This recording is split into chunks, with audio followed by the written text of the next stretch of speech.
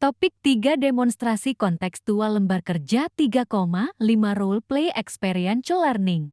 Anggota kelompok, Masitah Ahmah, Puspita Sari, Putri Sarina, Wel, Sofia, Winda, Ompusungguh. Selamat pagi. Pagi. Bagaimana kabar kalian? Baik. Ada semangat pagi ini? Semangat. Semangat tidak? Semangat tidak untuk belajar? Semangat. Ada yang tidak hadir? Ada. Siapa? Tiga. Tiga, Mas. Sakit. Boleh dilihat dulu sekelilingnya apakah masih ada sampah? Kalau ada, boleh dikutip dulu. Kalau tidak ada, ya sudah. Bukunya sudah disediakan di atas meja semuanya.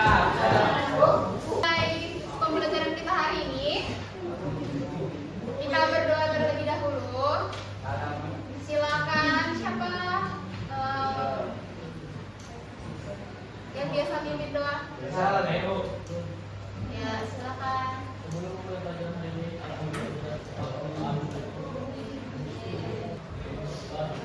Kaisan. Terima kasih Kaisan sudah memimpin doa kita pagi hari ini. Ya, kita mulai belajar. Sebelum itu Ibu mau tanya-tanya dulu dong pastinya. Sebelumnya kalian sudah belajar tentang apa? Iya, space cerita inspiratif. Apa yang sudah kalian bahas sebelumnya? Pengertian, struktur. Nah, apa pengertian teks cerita inspiratif?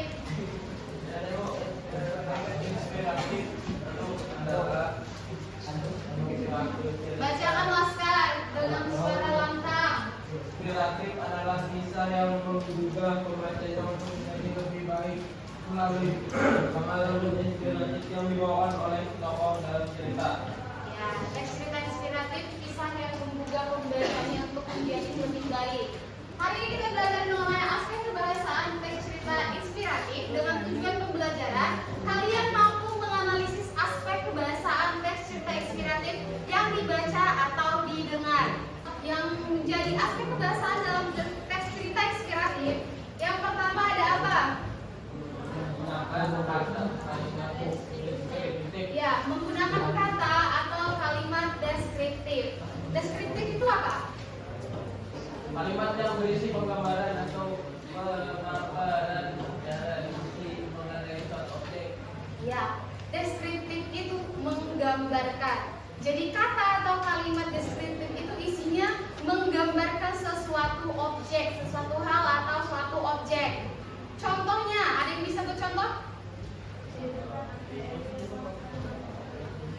Iya, di depan ATM itu kan sudah menggambarkan bahwa posisinya berada di depan ATM.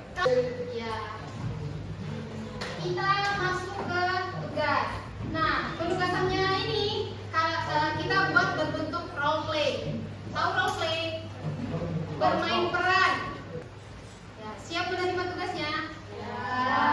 Jadi menjelaskan ya. Kalian bermain peran dua orang, satu orang menjadi pewawancara, satunya lagi menjadi narasumber. Bisa ya?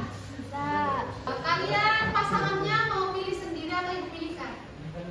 Sendiri. Pilih sendiri. Silakan pilih partnernya, pasangannya. Di jawaban narasumbernya harus ada aspek kebahasaan tadi. Bisa ya? Nah, tidak sampai di situ. Nanti teman kalian maju ke depan, melakukan talk show, wawancara tadi. Nah, kalian yang duduk membuat pengamatan. Jadi kalian mencatat di bagian mana terdapat aspek kebahasaannya.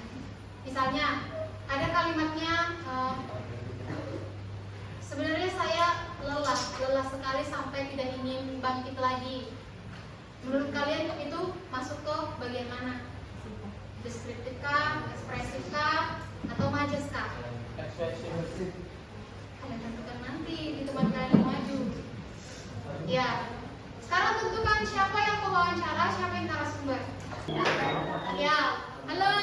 Hai. Ya, di sini ada teman kelompok yang sudah selesai mengerjakan tugasnya dan mereka akan melakukan talk show. Jadi silakan kalian simak. Nanti akan ibu minta kalian untuk menanggapi. Silakan kepada Vija dan Nurain. Halo semuanya, selamat datang di acara Kisah Hebat Anak Bangsa.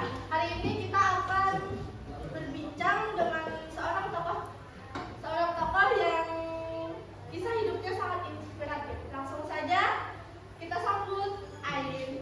Terima kasih telah mengundang saya. Senang bisa berbagi dengan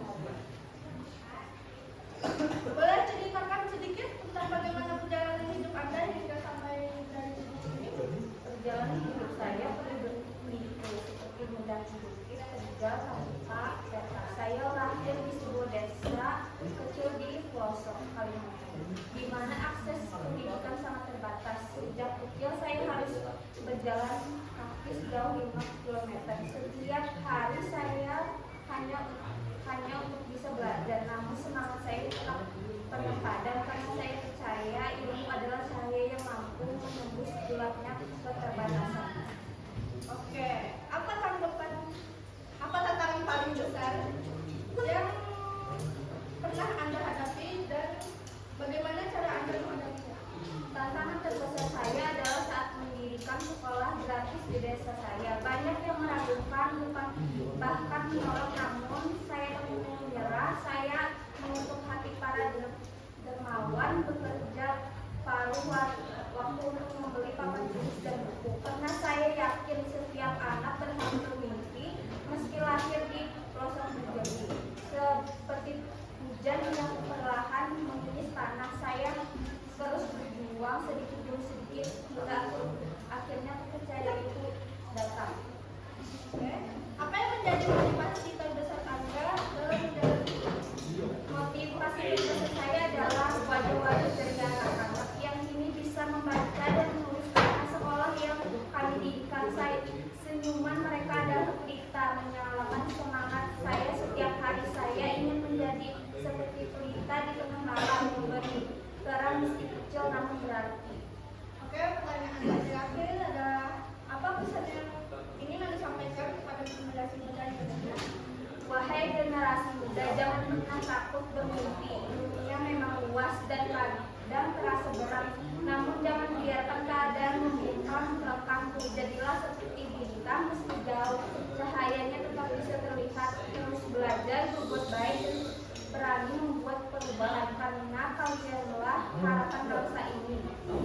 Oke, terima kasih banyak atas kisah yang luar biasa ini. Semoga menjadi inspirasi bagi kita semua.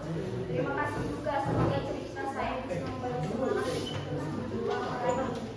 Ya, itu tadi penampilan dari teman-teman kita Vija dan Nurain. Biar apresiasi dulu. Ya, kisahnya sangat menginspirasi anak-anak muda ya. Apalagi kita masih muda-muda ini, remaja-remaja.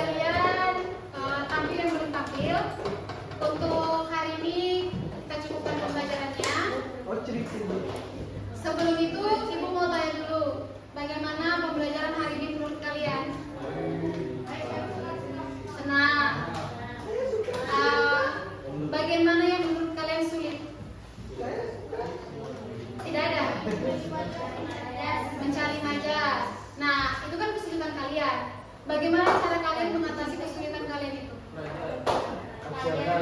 Belajar.